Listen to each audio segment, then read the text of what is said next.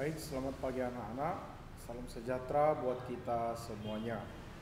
Pada pertemuan yang kedua ini kita kembali membahas tentang sistem reproduksi, ya, sistem reproduksi. Kemarin kita sudah membahas tentang organ reproduksi pada wanita, demikian juga pada pria. Saat ini kita lanjutkan kepada proses pembentukan sel gamet atau sel kelamin yang disebut dengan gametogenesis. Saya harap anak-anak semuanya masih semangat di dalam mengikuti pembelajaran kita saat ini. Baik, kita lanjutkan ya. Gametogenesis. Apakah yang dimaksud dengan gametogenesis itu? Gametogenesis adalah proses pembentukan gamet atau sel kelamin. Pada gamet jantan disebut dengan spermatozoa yang dihasilkan di dalam testis melalui proses spermatogenesis. Sedangkan pada wanita, pada gamet betina disebut dengan ovum yang dihasilkan di dalam ovarium melalui proses oogenesis. Jadi ada dua jenis gametogenesis yang akan kita bahas pada saat ini. Yang pertama adalah spermatogenesis dan yang kedua adalah oogenesis. Ya. Baik, kita lanjutkan. Yang pertama adalah proses spermatogenesis. Proses spermatogenesis ini terjadi di dalam tubulus seminiferus di dalam testis. Di dalam testis itu terjadi proses pembentukan sel sperma. Baik, ketika sel sperma telah matang atau spermatogonia, maka spermatogonium tersebut akan melakukan pembelahan untuk memperbanyak diri dengan cara pembelahan mitosis dan pembelahan meiosis. Dari spermatogonium, maka sel sperma akan berubah menjadi spermatosit primer setelah membelah dengan cara mitosis. Kemudian spermatosit primer akan membelah secara meiosis dan menghasilkan spermatosit sekunder yang berjumlah 2 dan berukuran sama. Melalui tahap pembelahan meiosis yang kedua, maka spermatosit sekunder membelah lagi menjadi 4 spermatid yang sama bentuk dan sama ukuran.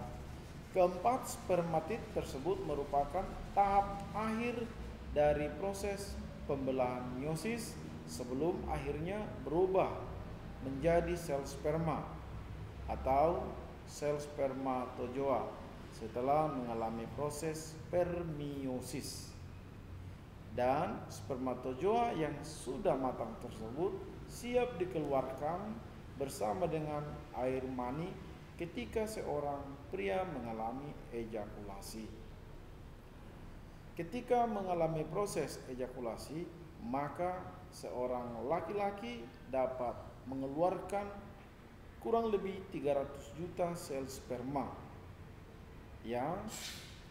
Namun dari jumlah yang begitu besar, sekitar 100 juta sel sperma saja yang berhasil matang dengan sempurna dan siap untuk melakukan pembuahan terhadap sel ovum. Dan tetap juga anak-anak ingat sekalian bahwa dari 100 juta sel yang siap untuk membuahi sel ovum, hanya 1 sel saja yang berhasil untuk membuahi sel ovum di dalam rahim ketika terjadi proses pembuahan. Baik, kita lanjutkan anak-anak.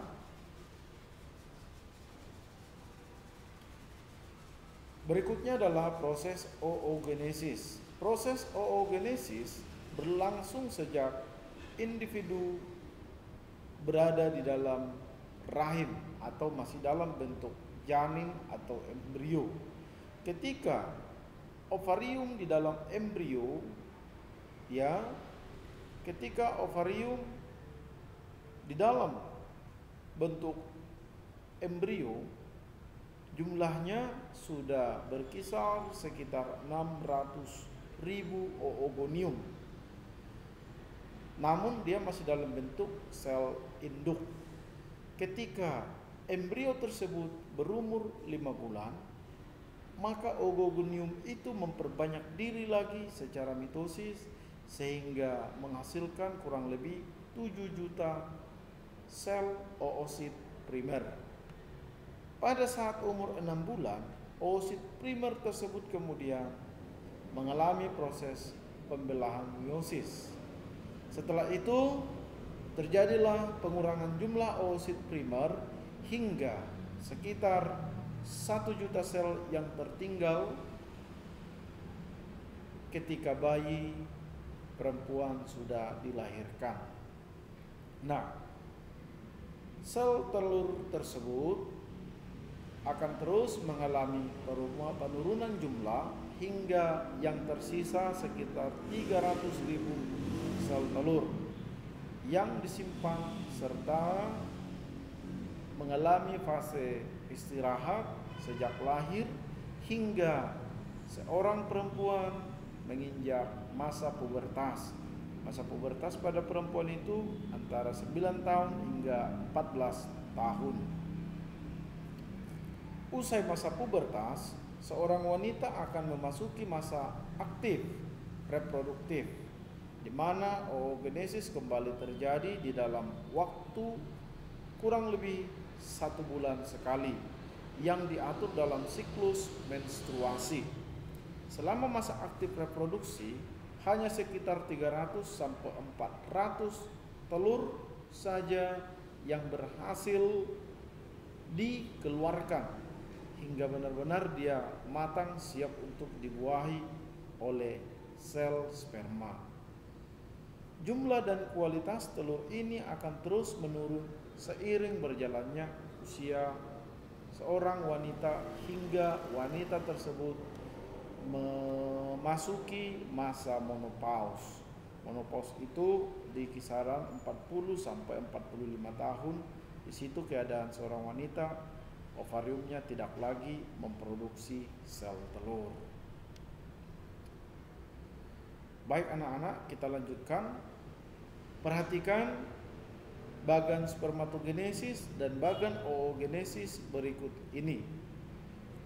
Pada gambar tersebut bisa kita bedakan satu spermatogonium ketika melakukan proses spermatogenesis maka menghasilkan 4 sel sperma yang matang yang siap untuk membuahi sel telur atau sel ovum.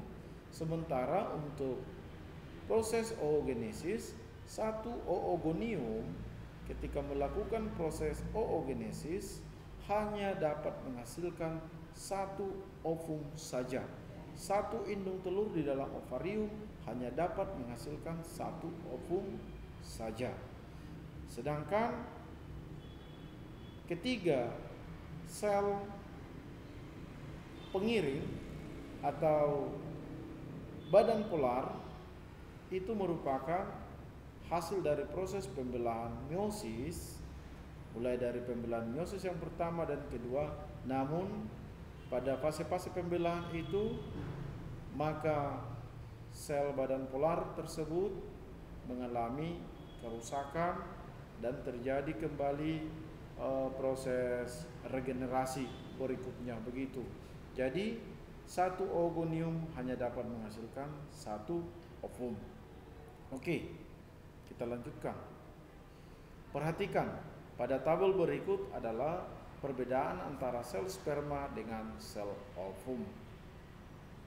Oke, perbedaannya dapat dilihat dari tempat, hasilnya, proses, ukuran, waktu, dan jumlah produk yang dihasilkan. Baik anak-anak, kita lanjutkan ya.